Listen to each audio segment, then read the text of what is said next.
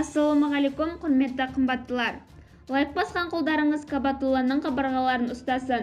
Ал біз сіздерге бүгінгі жаңалықтарды жеткізуді жалғастырамыз. 2023 жылғы 1 қаңтардағы жағдай бойынша қазақстандықтардың зейнетақы жинақтары 14,7 триллион теңгені құрады, деп хабарлайды Елкізі ақпараттық агенттігі. БЖЗқ мәліметінше 2022 жылы бұл көрсеткіш 1,6 триллион теңгеге өсті. 2021 жылы зейнетақы жинақтарының өсімі тек 1%-ды құрады.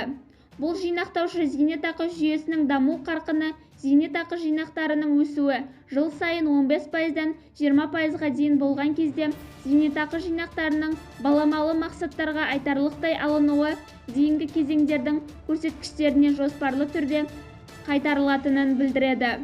Бізді бақылауды жалғастырыңыз және бір ғана лайк түймесін басуды ұмытпаңыз.